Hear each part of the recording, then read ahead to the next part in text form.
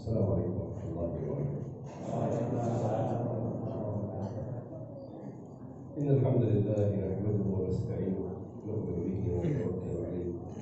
نعوذ بالله من شرور أنفسنا ومن سيئات أعمالنا.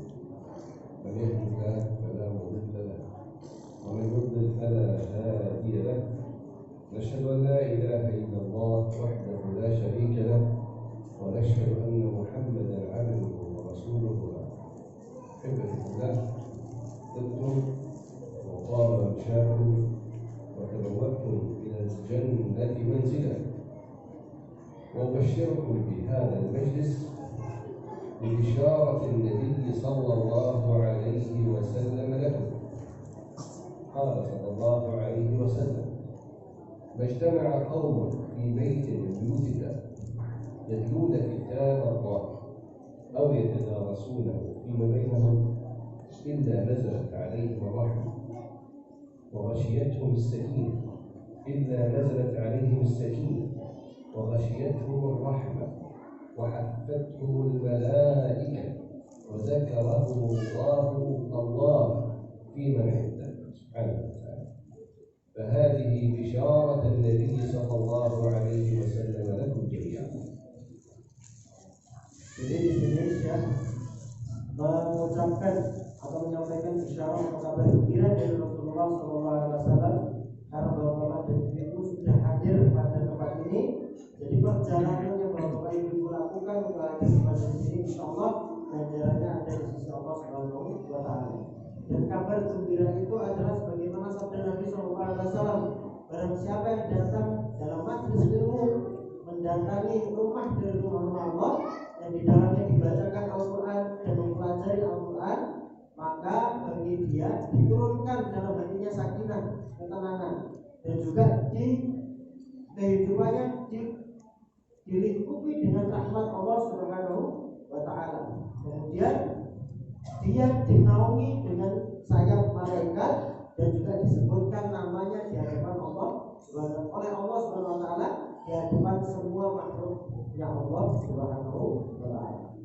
وأبشركم ببشرى أخرى، وهي أن هذا المجلس قد يكون سببا في مغفرة الذنوب.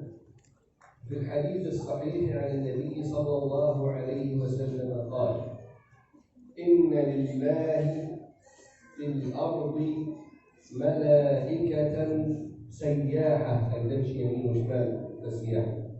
ماذا تبحث؟ تلتمس حلق الذكر.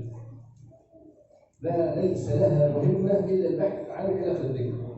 تلتمس حلق الذكر، فإن وجدوها تنادوا: هلموا إلى حاجتكم، حتى إذا فرغوا صعدوا إلى الله سبحانه وتعالى فأبلغوه وهو بهم عليم، فيقول لهم الله وهو بهم عليم: كيف تركتم عبادي؟ قال: تركناهم يذكرونك ويسبحونك ويمجدونك. فيقول لهم الله وهو بهم عليم: ماذا يسألون؟ قالوا: يا رب يسألونك الجنة. فيقول لهم الله: وهل رأوها؟ رأوا الجنة؟ قال: لا وعزتي ما رأوها. فقال: ماذا لو رأوها؟ قالوا: لو رأوها لكانوا أشد لها طلبا. فقال الله وهو بهم عليم: مما يستعيدون؟ يخافون من ماذا؟ جلسوا في هذا المجلس العلم خوفا من ماذا؟ قالوا: يخافون من سخطك ونارك. فيقول لهم الله سبحانه وتعالى: وهل رأوها؟ هل رأوا النار؟ يقولون: لا وعزتك ما رأوها. فيقول لهم الله: ماذا لو رأوها؟ قالوا: وعزتك لو رأوها لكانوا أشد منها هربا. فيقول لهم الله سبحانه وتعالى: أشهدكم يا ملائكتي أني قد غفرت لهم. فيقول الملك: يا رب هناك فلان، واحد من الحاضرين، إنما جاء لحاجة، ما جاء وفي نيته أن يحضر العلم، جاء يريد مسألة، يريد شيء من فلان. هناك فلان جاء لحاجة فيقول الملك سبحانه وتعالى الكريم هم القوم لا يشقى جليسهم غفرت له بهم. هم القوم لا يشقى جليسهم غفرت له بهم. الله أكبر. نسأل الله أن نكون من المغفور لنا بهذا المجلس إن شاء الله. Jadi Bapak dan Ibu, bahwasanya kita tidak pernah tahu. Siapa tahu dengan hadirnya kita di majelis ini itu menjadi salah satu sebab dihapuskannya dosa-dosa kita oleh Allah Subhanahu wa Ta'ala. Karena Allah Subhanahu wa Ta'ala itu ada satu malaikat atau ada malaikat yang ditugaskan oleh Allah Subhanahu wa Ta'ala, yang tugasnya di muka bumi ini adalah untuk mencari majelis-majelis zikir, majelis-majelis ilmu. Jadi tugasnya di muka bumi, keliling di muka bumi, saya kata saya tadi, berkeliling di muka bumi itu hanya untuk mencari majelis-majelis ilmu. Kemudian ketika dia sudah selesai dengan tugasnya di muka bumi, kembali kepada Allah Subhanahu wa Ta'ala untuk melaporkan apa yang dilihatnya di muka bumi, dan sesungguhnya Allah tahu apa yang dilaporkan. Jadi para malaikat itu melaporkan kepada Allah Subhanahu wa Ta'ala, ya Allah, aku telah melaksanakan tugasku. Kemudian Allah Subhanahu wa Ta'ala bertanya kepada para malaikat itu, apa yang kau temukan ketika engkau meninggalkan orang-orang tersebut, orang-orang yang ada di majelis ini? Kata para malaikat adalah, aku melihat mereka berzikir kepadamu, memohon ampun kepadamu, menyebut asmamu ya Allah. Kemudian Allah Subhanahu wa Ta'ala bertanya, apa yang mereka cari? Apa yang mereka inginkan dari dengan menyebut namaku tadi, kata Allah. Kata para malaikat adalah, mereka menginginkan surgamu wahai Allah. Itu kata para malaikat. Dan Allah Subhanahu wa Ta'ala tahu jawaban para malaikat adalah itu. Jadi itu adalah mereka menginginkan surgamu wahai Allah Subhanahu wa Ta'ala. Kemudian Allah Subhanahu wa Ta'ala berfirman juga, bertanya kepada para malaikat, kemudian apa lagi yang kau temukan wahai para malaikat?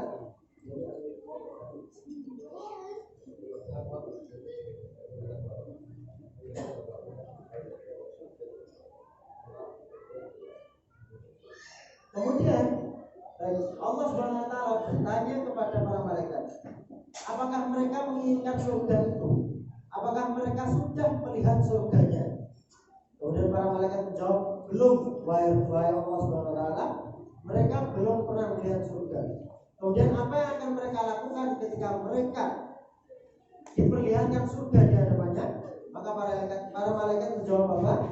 Mereka akan menjadi orang yang paling ingin masuk ke dalam surga. Ini adalah majelisnya orang-orang berilmu, atau majelisnya zikir, atau majelis ilmu. Di dalamnya adalah orang-orang yang berzikir kepada Allah dan ingin mendapatkan surganya Allah Subhanahu wa Ta'ala. Kemudian Allah Subhanahu wa Ta'ala bertanya, kemudian apakah mereka sudah tahu neraka?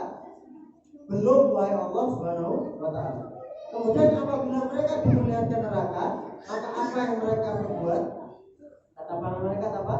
Orang-orang yang ada di majelis zikir itu, mereka akan menjadi orang yang pertama kali kabur dari neraka. Jadi orang yang mendatangi majelis zikir ini, mereka adalah orang yang ingin masuk surga dan tidak mau masuk ke neraka. Kemudian Allah Subhanahu wa Ta'ala berfirman, maka ampunilah semua orang-orang yang hadir pada majelis tersebut. Ampunilah setiap orang yang hadir pada majelis tersebut yang menginginkan surgaku dan tidak menginginkan nerakaku. Maka bisa jadi dengan kita hadir di sini, itu bisa jadi bisa menghapuskan dosa-dosa kita. Kemudian para malaikat bertanya, wahai Allah, lalu bagaimana dengan orang-orang yang niatnya hanya iseng-iseng saja? Niatnya bukan untuk kalau minum, tapi ikut dengan temannya ingin hadir di majelis ini. Allah Subhanahu wa Ta'ala berfirman, mereka diampuni karena orang yang mengajaknya, atau mereka diampuni karena keberadaan orang-orang yang beriman di dalam majelis tersebut. Jadi iseng atau sudah niat, selama kita di majelis yang mubarak dan kita menginginkan surga Allah dan menghindari nerakanya Allah, maka insya Allah bisa menjadi salah satu penyebab dihapuskannya dosa-dosa kita. Amin ya rabbal. صلوا على رسول الله. لقاءنا اليوم نتكلم حول فضيلة حفظ القرآن وتحرير المسجد الأقصى. ما علاقتهم ببعضهم البعض؟ ما علاقة حفظ القرآن الكريم وتحرير الأقصى أو تحرير فلسطين أو تحرير أراضي المسلمين عموما؟ هذا موضوع اليوم. Insyaallah pada kesempatan malam hari ini kita akan bersama-sama membahas terkait keuntungan atau urgensi menghafalkan Al-Quran dan juga urgensi untuk membebaskan Al-Aqsa atau Palestina, dan apa korelasi di antara dua hal tersebut. Jadi insyaallah itu adalah tema kita pada malam hari ini. أبدأ بقصة عن عمر بن الخطاب رضي الله عنه. عندما كان عمر بن الخطاب أميرا للمؤمنين وقد عين واليا له على مكة، عين والي على مكة، فذهب الوالي إلى عمر في المدينة في بعض حاجته. الوالي ترك مكة وذهب إلى المدينة لبعض حاجته، يسأل عمر عن بعض الأمور.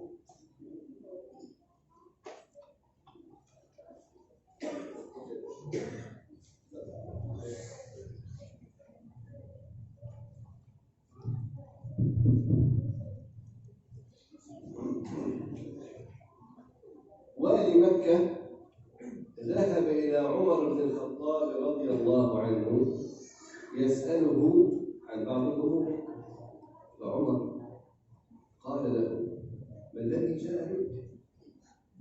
كيف تترك مكة؟ وليت من على أهل الوادي، يعني تركت من نيابة عنك أو وكيل عنك. فقال له عمر: ابن أبزة، اسم غريب يعني ليس من الصحابة المشهورين، يعني لم يقل له ابن عمر، لم يقل له أبو هريرة أو سعيد الخدري أو مثلا طلحة بن عبيد الله أو قال ابن أبزة. عمر فكر: مين ابن أبزة؟ اسم غريب يعني ليس من الصحابة المشهورين. قال: من ابن أبزة؟ قال: مولى. فعمر قال: مولى تؤمر على عمومة النبي، مكة أمام النبي، تؤمر على عمومة النبي مولى. عمر كان سبتش به. قال: يا أمير المؤمنين، إنه حامل لكتاب الله عالما به، عالما بالفرائض. هنا هدأ عمر وسكت وقال له: أحسنت. اسمع، هذا شاهد الكلام. قال له: أحسنت، إن الله يرفع بهذا الكتاب أقواما ويضع به آخرين.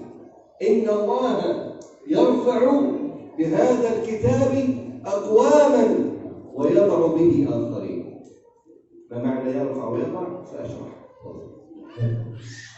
Jadi di sini Syekh akan memulai dengan kisah dari Umar bin Khattab radhiyallahu ta'ala anhu, ketika beliau radhiyallahu ta'ala anhu memilih seorang wali yang diperintahkan untuk menjadi wali di kota Mekah.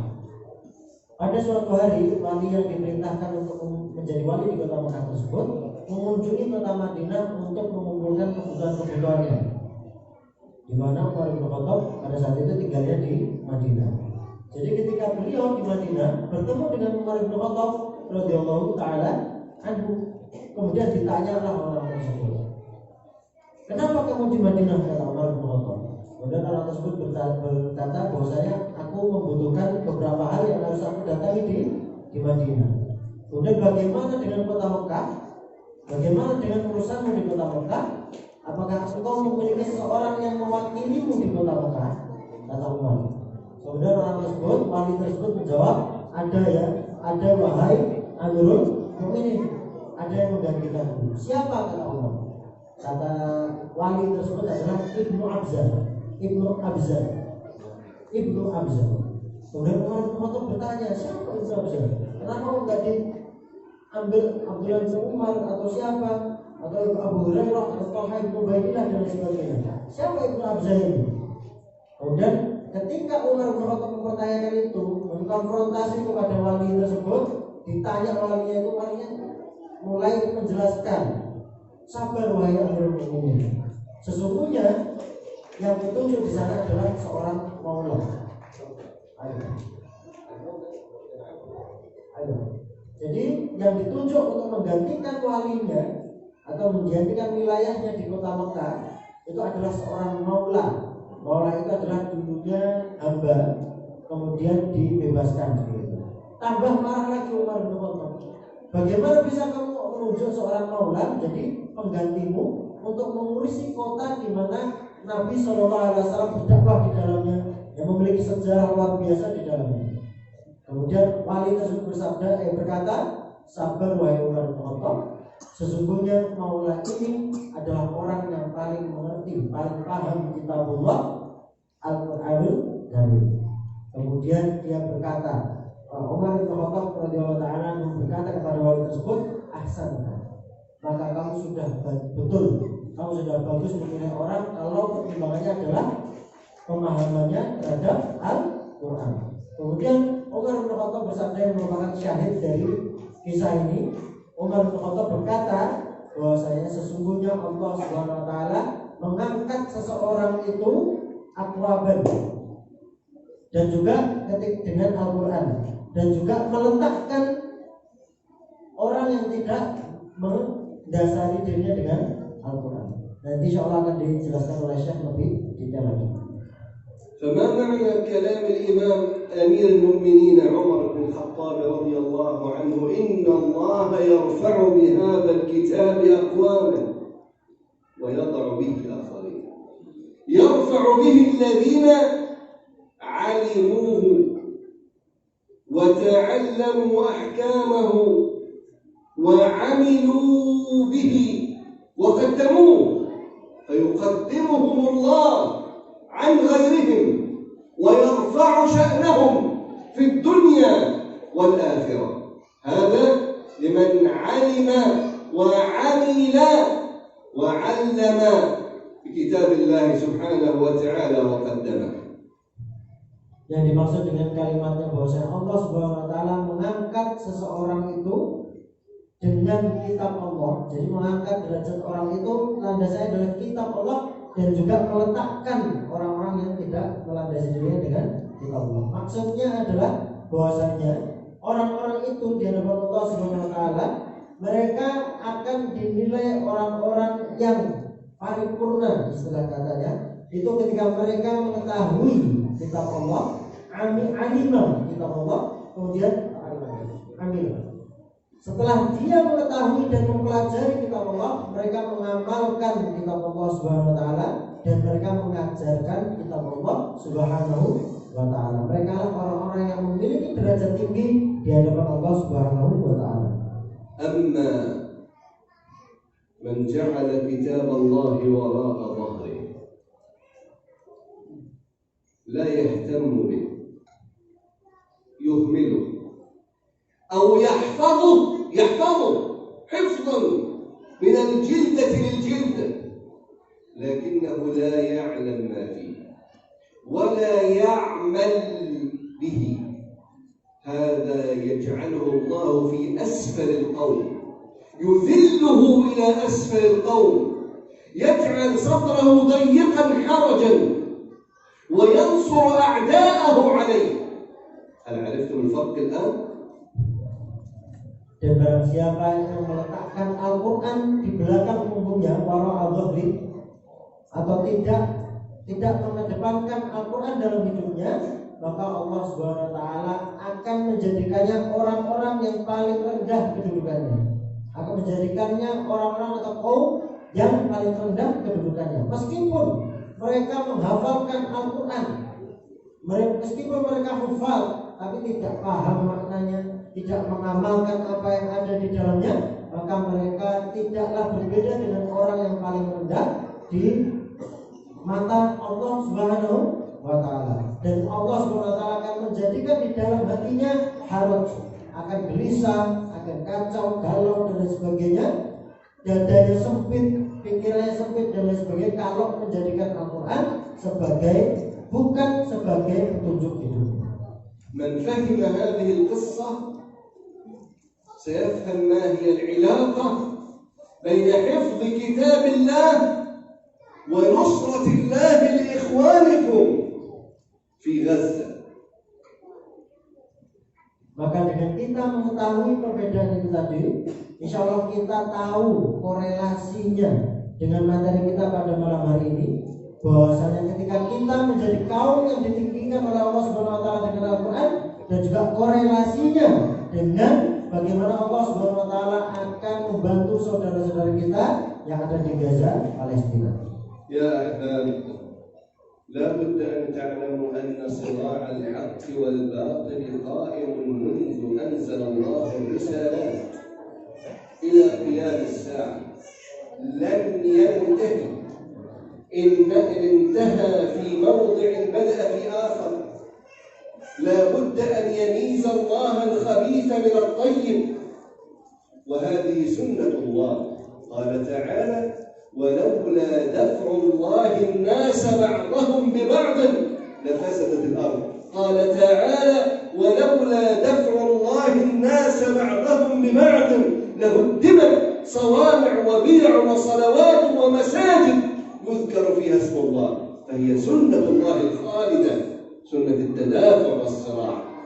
فما في فلسطين هذا قانون لن يتخلف. Maka yang perlu kita ketahui saudara-saudaraku semuanya adalah bahwasanya pertikaian yang ada di muka bumi ini, pertikaian antara yang hak dengan yang batil yang ada di muka bumi ini tidak akan pernah berhenti abadan. Mulai dari pertama umat manusia diperintahkan untuk tinggal di muka bumi, pertikaian itu sudah ada antara hak dan yang batil. Maka ini merupakan sunnah Allah Subhanahu wa ta'ala. Ini merupakan sunnah Allah Subhanahu wa ta'ala. Maka dari itu sebagaimana firman Allah Subhanahu wa ta'ala yang disampaikan oleh Syekh tadi, bahwasanya perdebatan antara hak dan yang batil, pertikaian antara hak dan yang batil itu tidak akan pernah berhenti sampai akhir zaman kelak. والذين قد لا يعلموا حقيقة هذا الصراع إنه صراع بمقاييس الدنيا غير متكافئ.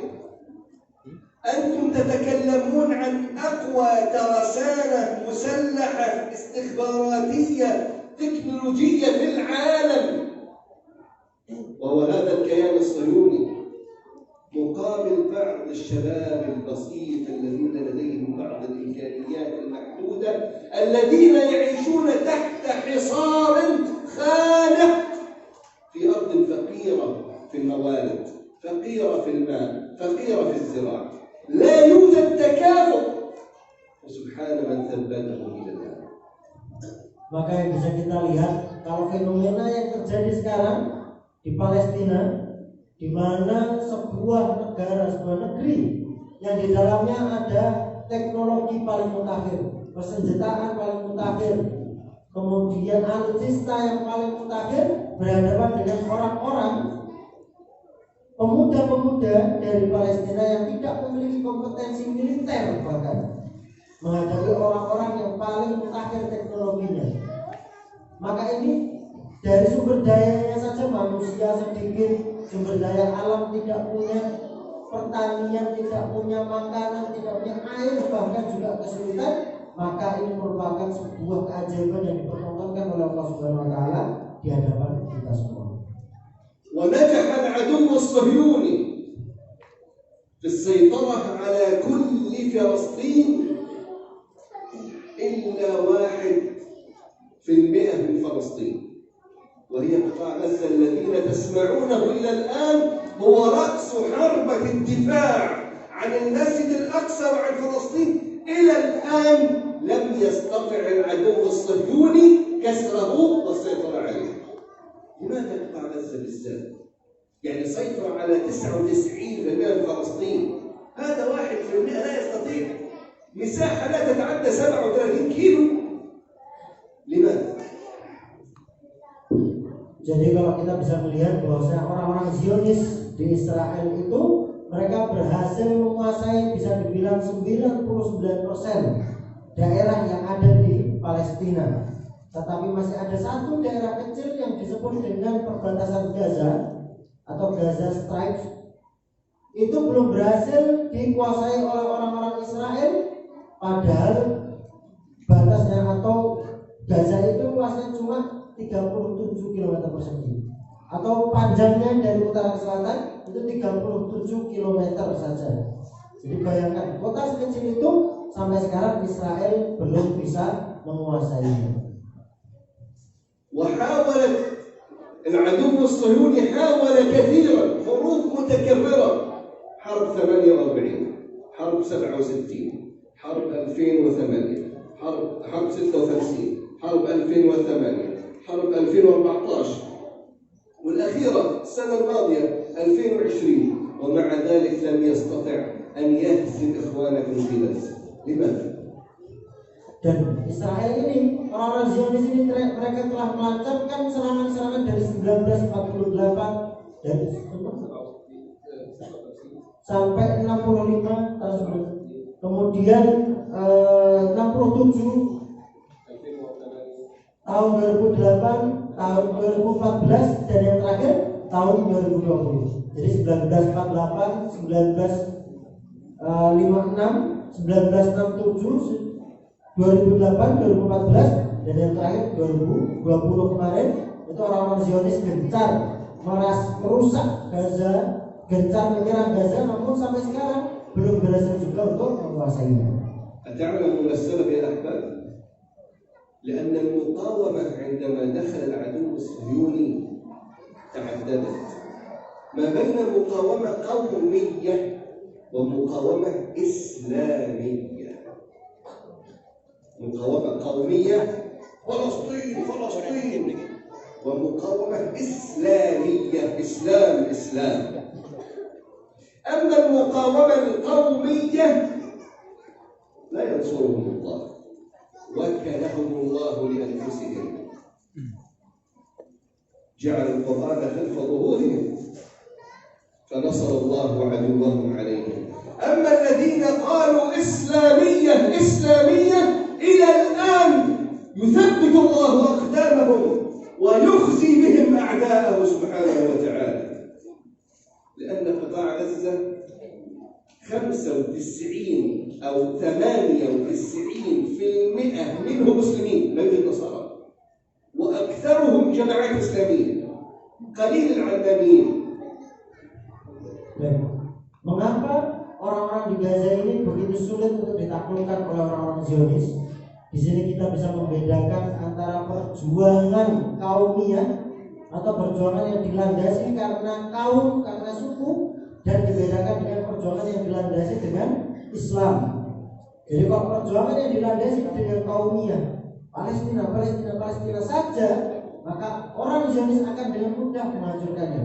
Tapi kalau perjuangan yang dilandasi karena Islam, maka tidak ada batas bagi mereka untuk berjuang. Siapapun bisa ikut berkontribusi untuk berjuang. Maka dari itu kita bisa membedakan mengapa orang Gaza sampai sekarang masih bisa eksis untuk melawan orang-orang Zionis yang ada di Israel. Dan insya Allah Gaza itu 99% itu orang Islam semuanya. Tidak ada orang-orang liberal, tidak ada orang-orang yang lain-lainnya, semuanya pure orang Islam. غزة تخرج سنويا. تعرفوا عدد السكان في غزة كم؟ لا يتعدى 2 مليون. لا يتعدى 2 مليون. وسنويا غزة تخرج ما لا يقل عن 150 أو 200 ألف حافظ لكتاب الله. تخيل، يعني تقريبا كل سنة 10% من أهل غزة يختمون القرآن حفظا. انظر النسبة. Bapak Ibu tahu Batas pengobatan. Jadi menurut yang disampaikan oleh Syekh tadi, penduduk di Gaza itu tidak sampai 2 juta orang. Tapi ini merupakan jumlah penduduk yang banyak dibandingkan dengan luas daerahnya. Tapi dari 2 juta orang ini setiap tahunnya warga Gaza itu menelurkan atau melahirkan kurang lebih 200.000 hafidz Al-Quran. Jadi kurang lebih sekitar 10% dari 100% penduduk Gaza setiap tahunnya menjadi seorang hafidz Al-Quran.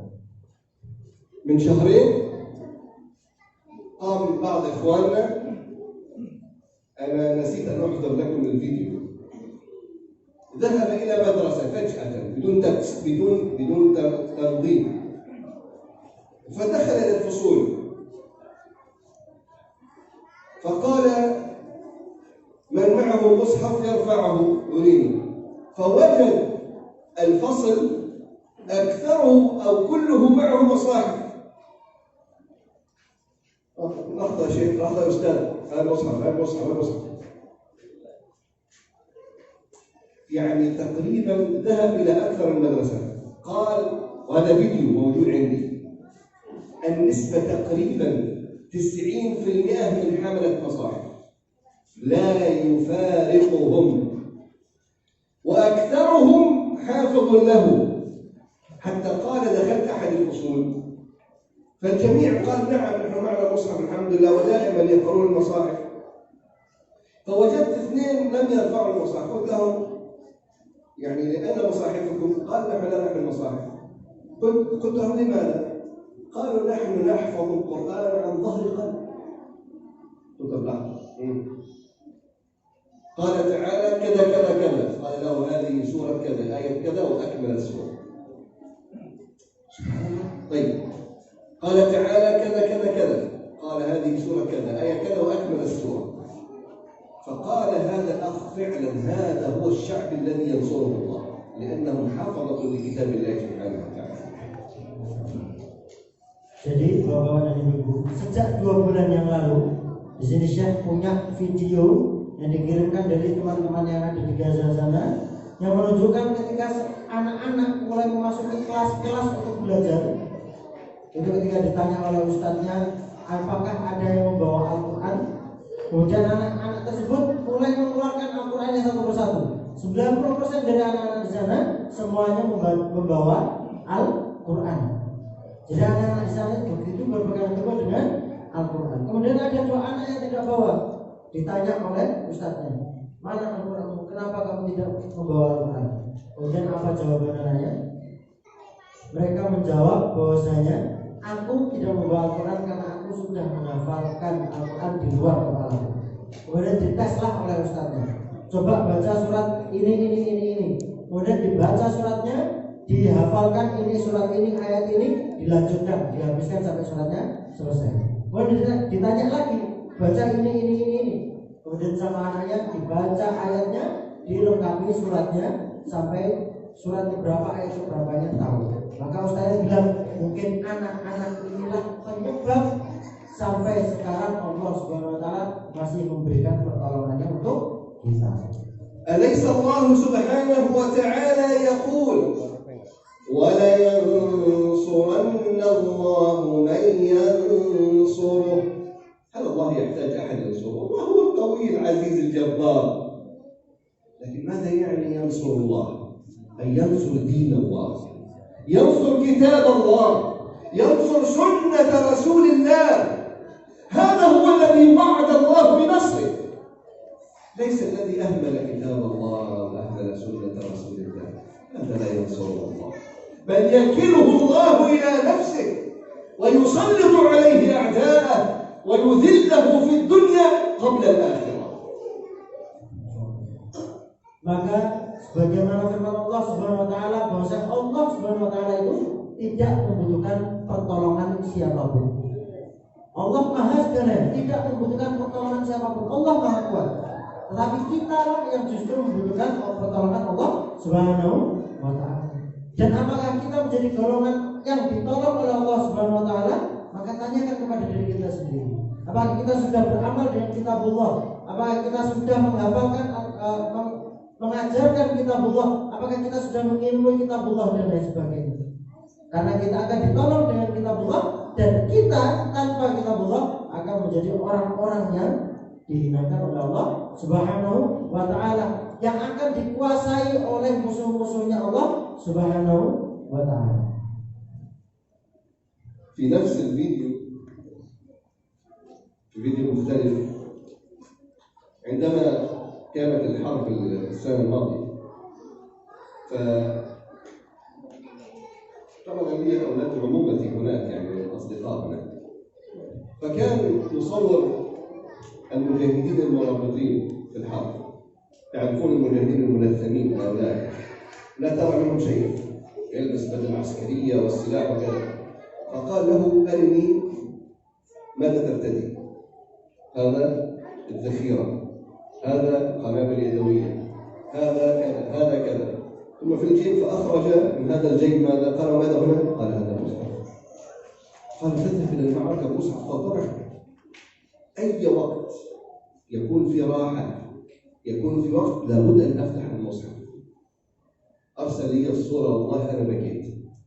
فعلا هؤلاء هم الذين ينصرهم الله سبحانه وتعالى. طبعا لو جيش آخر حتى لا يفكر في المصحف، يفكر في أسباب القوة فقط لا غير، كم معك سلاح، كم معك قنبلة يدوية، كم معك RPG، كم معك كذا. لكن نحن نعلم أن قوتنا الحقيقية هذا، وهذا قبل السلاح، لابد أن يكون في قلوبنا أو على الأقل معنا. Sedangkan di video yang lain, di video yang dikirimkan oleh Syekh kepada Syekh Abdullah Ta'ala, di situ menunjukkan ketika seseorang itu bertanya kepada askar atau kepada para pejuang mujahidin yang ada di Gaza sana. Jadi ditanya apa yang ada di pakaianmu. Jadi ditanyakan pakai baju-baju para mujahid seperti itu, apa yang kamu bawa dalam pakaianmu? Ada yang bawa granat, ada yang bawa peluru, ada yang bawa pistol dan lain sebagainya.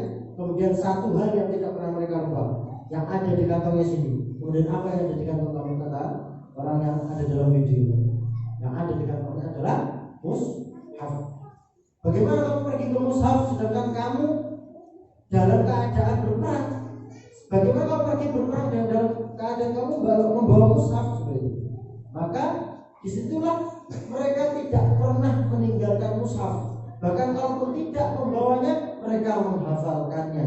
Itu adalah orang-orang kita atau saudara-saudara kita yang ada di Gaza. Berbeda dengan prajurit-prajurit yang lainnya yang hanya fokus pada kekuatan tempur, pada alat tempur dan lain sebagainya. Tapi saudara-saudara kita di Gaza, Palestina, mereka lebih fokus kepada Al-Quran yang mereka jaga. هذه بعض أحوال إخوانكم في فلسطين في غزة، أسأل الله أن ينصرهم. فإن أردنا أن نحرر المسجد الأقصى فعلينا بكتاب الله وسنة النبي صلى الله عليه وسلم.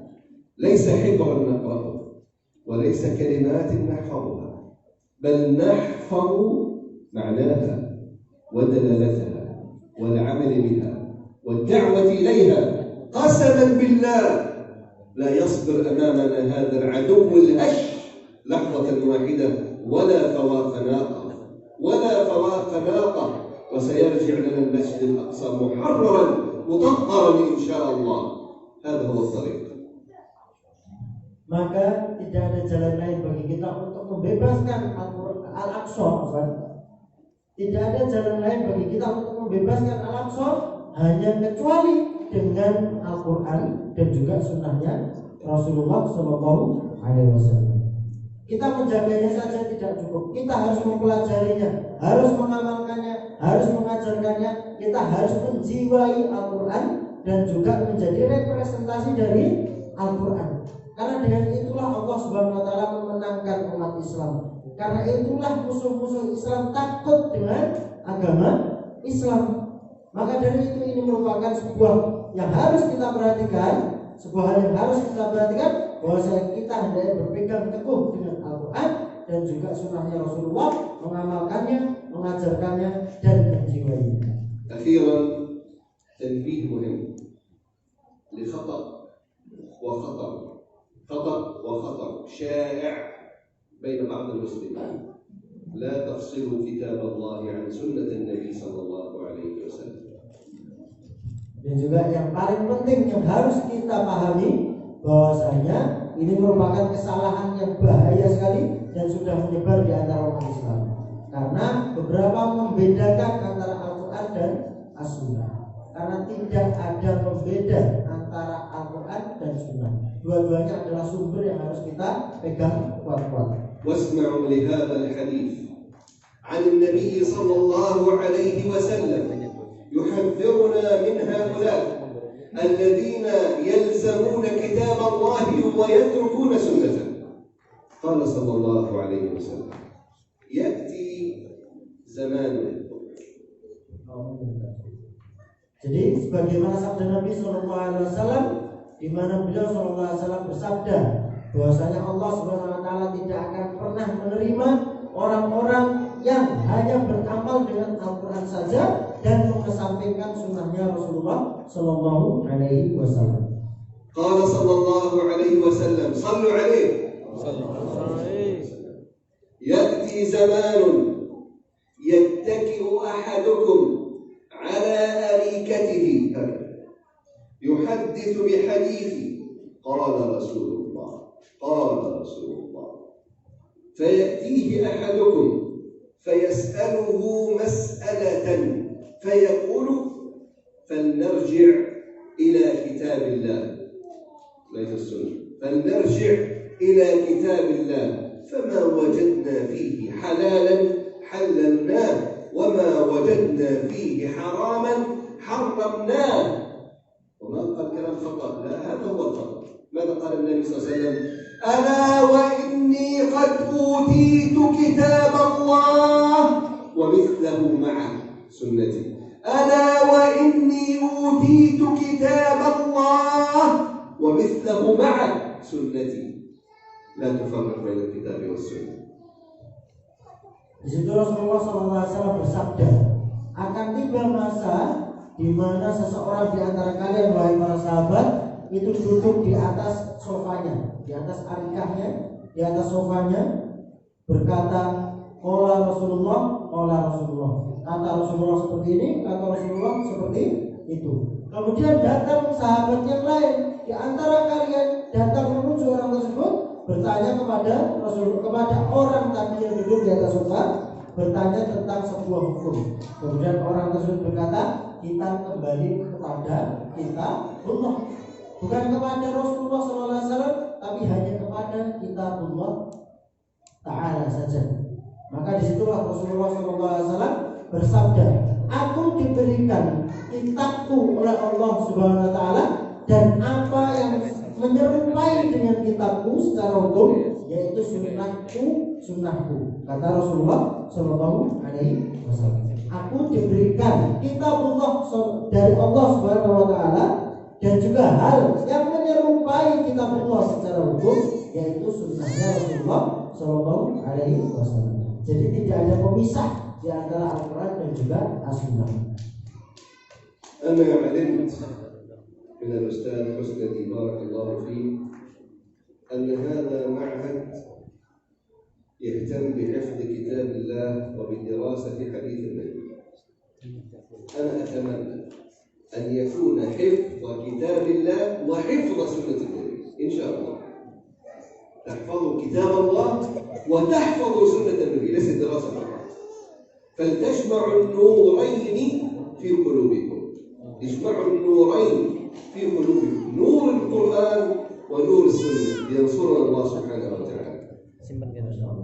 Jadi di sini Syekh menyampaikan kepada Ustaz Husnadi, barakallahu fikum, karena pondok Husnaya ini pondok yang di dalamnya menghafalkan Al-Quran dan juga mempelajari Al-Quran dan juga mempelajari hadis Nabi Sallallahu Alaihi Wasallam. Jadi di sini Syekh berharap insya Allah di suatu saat di pondok ini insya Allah Ustaz, jadi tidak hanya menghafalkan Al-Quran saja, tapi menghafalkan juga hadis Nabi Sallallahu Alaihi Wasallam. Jadi keluar dari pondok itu hafal Quran, hafal hadis, mengumpulkan dua cahaya Allah Subhanahu Wa Taala, husnayain. Jadi nurain, ada Al-Quran dan As-Sunnah. Di sinilah dikumpulkan, keluar dari pondok hafal Al-Quran, hafal hadis. hadis Nabi Shallallahu Alaihi Wasallam.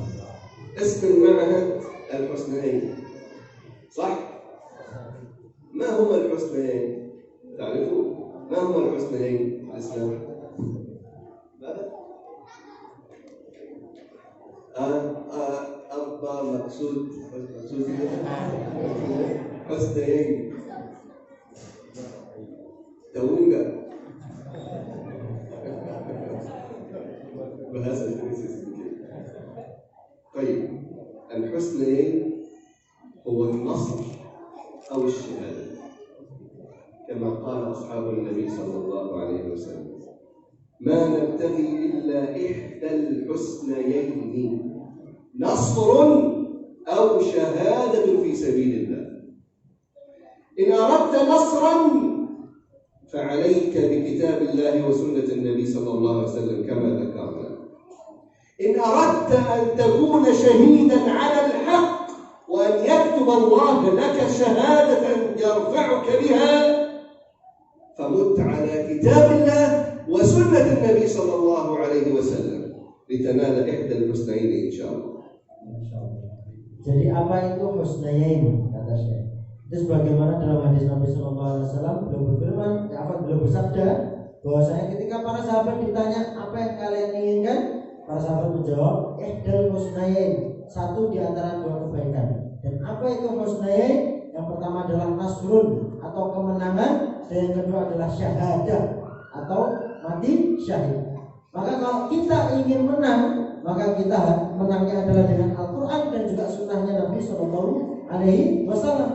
Tapi kalau kita ingin mati dalam syahadat, ingin dituliskan sebagai orang-orang syahid di mata Allah Subhanahu Wa Taala, maka kita syahidnya pun dengan Al-Quran dan juga As-Sunnah. Maka ini adalah makna yang sangat luar biasa sekali dari pondok Husnayain. Jazakumullahu khairan. Ila hina wakil alaikum hatta la tanamu. يكفي إن شاء الله هذا القدر وبارك الله فيكم. أسأل الله أن يجعلنا وإياكم من الذين يستمعون القول فيتبعون أحسنه وأترك المجال لإخواني كمجد الأقصى. Baik, alhamdulillah. Jadi di sini sudah selesai materi dari Syekh Radhiyallahu Taala. Tapi nanti sebelum doa, kami mohon izin kepada bapak-bapak dan ibu untuk menyampaikan beberapa dokumentasi dan juga beberapa video terkait kondisi saudara-saudara kita yang ada di Gaza Palestina. Jadi ini teman-teman Cinta Al-Aqsa ini, mereka kantornya di Solo, gitu, Bapak Ibu. Kantor pusatnya di Solo di Jalan